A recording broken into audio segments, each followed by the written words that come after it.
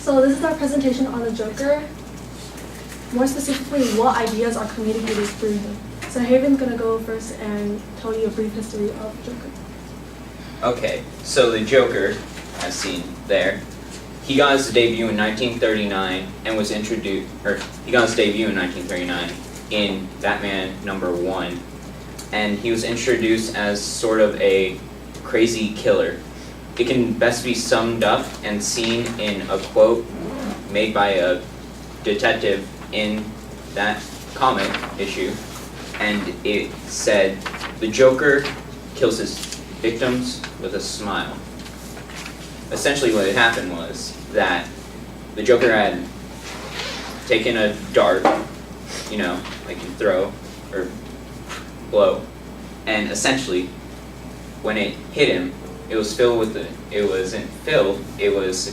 in a neurotoxin that caused that as the person died, his face retracted into a smile, literally killing them with a smile. In the 1950s, due to a regulation by the Comics Code Authority, the CCA, he became a prankster.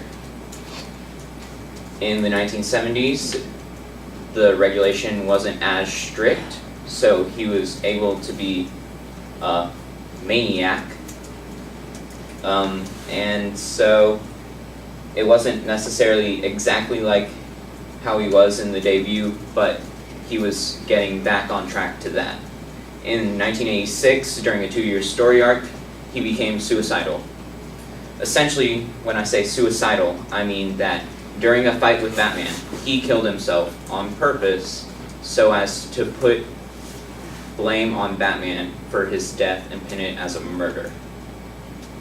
And then 2 years later, like I said, 2-year story arc, in 1988, he was a crazed psycho. And in 2012, so about 5 years ago, in Death of a Family, he decided to go after the whole Batman family, and he established himself as a bolder character. So even though the Joker has shown change throughout history, something that remains constant is an undertone of mental illness. This undertone has become somewhat of a defining characteristic, and it shows symptoms of multiple mental illnesses, which we're going to state only a few today. Two of them have to do with obsessions. The first one is relationship obsessive compulsive disorder, which is an obsession that one has about a relationship that they have with another person. So this can be shown in Death of the Family when the Joker professes his love for Batman and goes to great lengths to ensure that his relationship with Batman does not change. Another obsession that he seems to have is pyromania, which is an obsession with fires and explosions. An example of this can be seen in The Dark Knight, in which he walks away from a hospital as it blows up dramatically behind him. So two major opposing theories of a mental illness you can have are psychopathy and sociopathy. So psychopathy has symptoms of exploiting others and a constant boredom. Also, they aren't able to establish close bonds with other people. So he shows an example of this by placing himself into dangerous situations, which could possibly be a way to cure his boredom. And he also uses other people, but I'll touch on that later. So some symptoms of sociopathy also include manipulation. However, they are able to make bonds with other people. It's just a bit difficult for them to do so. So the Joker has been seen to manipulate other people for his own personal gain multiple times. Also, he seems to have a bond with the Batman to some extent. He cares for him, which is either in a hate relationship or a love relationship. But the fact that he cares for him could be a sign that contradicts what a psychopath is. And so these are a few mental illnesses that people believe he has. However, a limitation of this could be that the Joker is simply acting out these symptoms. Okay, so another interesting part of the Joker, which sort of stems from his mental state and what Ruth was talking about, is the Joker's motivation and what drives him to do the things that he does. And one of the most noticeable features of the Joker is nihilism. And nihilism is this philosophical outlook that basically nothing has intrinsic value and that striving to do good things is in the end sort of pointless. And so the Joker looks at all these upright and seemingly virtuous people like Batman, and he tries to tear them down, but more importantly, what they stand for. And so this is why in The Dark Knight, the Joker attempts to corrupt Harvey Dent, and it's also why in the graphic novel The Killing Joke, the Joker kidnaps Commissioner Gordon and sort of tries to destroy his faith in himself and his own principles. And so, although nihilism is pretty widely accepted, another more debatable and less apparent feature of the Joker's motivation is anarchism.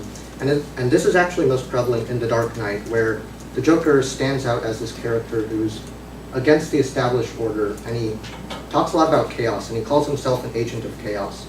So the idea of sort of stateless anarchy is definitely seems to be present there. I will mention, though, that there are people who argue that in The Dark Knight, the Joker is actually a Marxist instead of an anarchist, and that he attacks the state because of all of Gotham's corruption and pretty obvious social division. Although that theory doesn't quite fit in as well as anarchism. One limitation of both anarchism and Marxism is that they're mainly expressed in The Dark Knight, so there's not as much consistency across the Joker's stories as nihilism. Okay. So while most audiences flock to superheroes, the Joker attracts many fans. As you can see in this poll, the Joker receives more votes than Batman. So many viewers and readers see the Joker as an extremely intelligent madman whose skills are on par with Batman. From the 1940s till now, the Joker is arguably the most popular supervillain. And he's become an iconic figure for mischief and madness. Okay, so conclusion, the Joker communicates ideas of nihilism, anarchism, / arguably Marxism, and also the mental illnesses that we've discussed. And the reason why these ideas are important is because, as Mylan mentioned, the Joker is probably the most popular supervillain out there. And a big part of why that is because he stands out and he's different. Whereas most supervillains are these angry, powerful characters who are after things like money and world domination, and they have these material goals which are easy to pinpoint. The Joker is this crazy, laughing, comical figure with these grand ideological motives, and that makes him different. And so, in the end, all these ideas that manifest in the Joker amount to a character who's able to stand out of the traditional supervillain archetype, which is why so many people find him intriguing and interesting. And these are, we're excited.